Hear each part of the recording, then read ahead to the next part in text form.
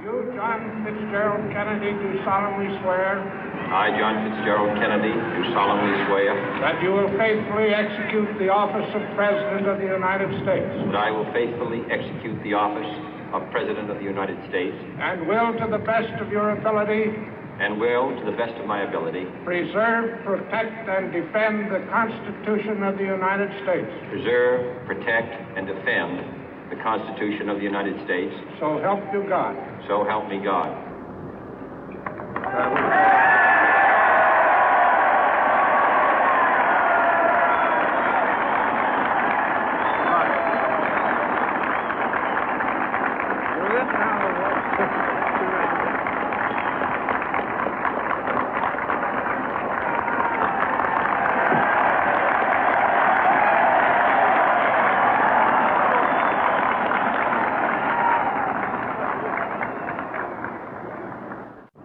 Vice President Johnson, Mr. Speaker, Mr. Chief Justice, President Eisenhower, Vice President Nixon, President Truman, Reverend clergy, fellow citizens.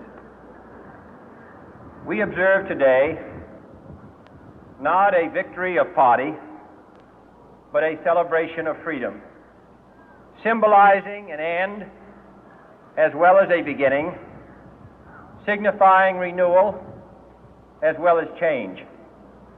For I have sworn before you and Almighty God the same solemn oath our forebears prescribed nearly a century and 3/4 ago. The world is very different now, for man holds in his mortal hands the power to abolish all forms of human poverty and all forms of human life. And yet the same revolutionary beliefs for which our forebears fought are still at issue around the globe. The belief that the rights of man come not from the generosity of the state, but from the hand of God. We dare not forget today that we are the heirs of that first revolution.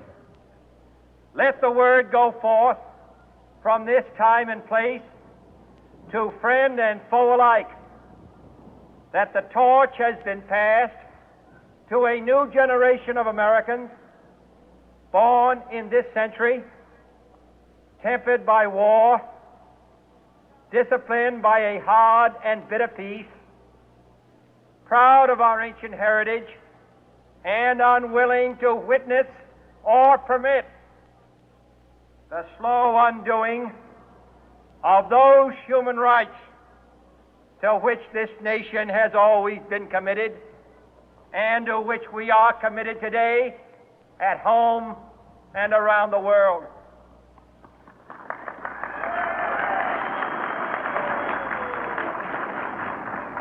Let every nation know, whether it wishes us well or ill, that we shall pay any price, bear any burden, meet any hardship, support any friend, oppose any foe to assure the survival and the success of liberty.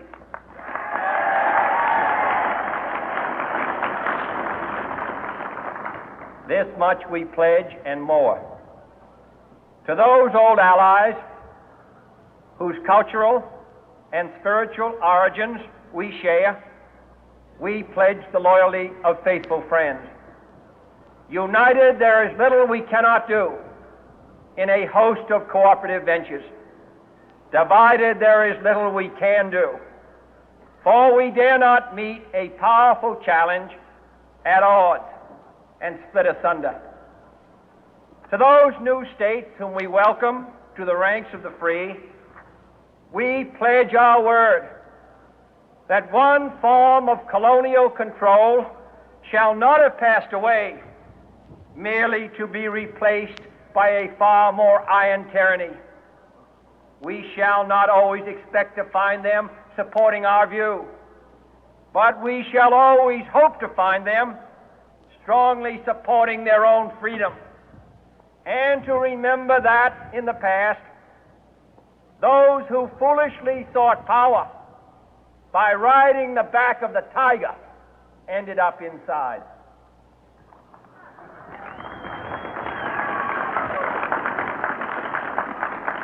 To those people in the huts and villages of half the globe struggling to break the bonds of mass misery, we pledge our best efforts to help them help themselves for whatever period is required, not because the communists may be doing it, not because we seek their votes, but because it is right.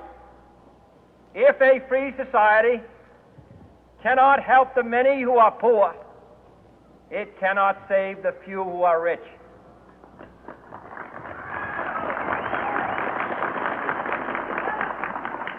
To our sister republics south of our border, we offer a special pledge to convert our good words into good deeds, in a new alliance for progress, to assist free men and free governments in casting off the chains of poverty. But this peaceful revolution of hope cannot become the prey of hostile powers. Let all our neighbors know that we shall join with them to oppose aggression or subversion anywhere in the Americas. And let every other power know that this hemisphere intends to remain the master of its own house.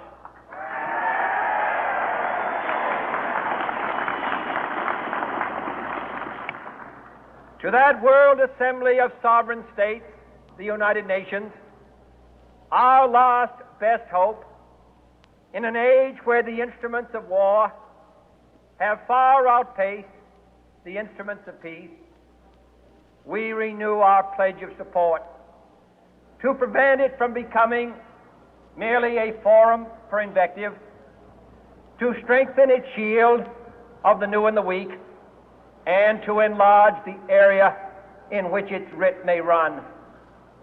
Finally, to those nations who would make themselves our adversary, we offer not a pledge, but a request that both sides begin anew the quest for peace.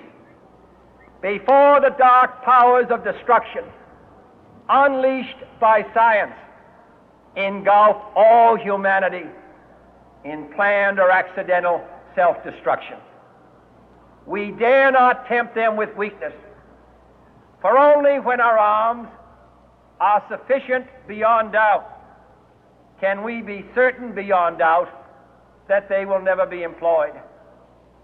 But neither can two great and powerful groups of nations take comfort from our present course, both sides overburdened by the cost of modern weapons, both rightly alarmed by the steady spread of the deadly atom, yet both racing to alter that uncertain balance of terror that stays the hand of mankind's final war. So let us begin anew, remembering on both sides that civility is not a sign of weakness, and sincerity is always subject to proof. Let us never negotiate out of fear, but let us never fear to negotiate.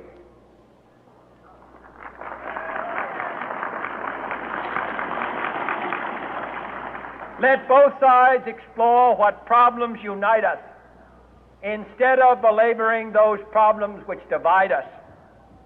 Let both sides, for the first time,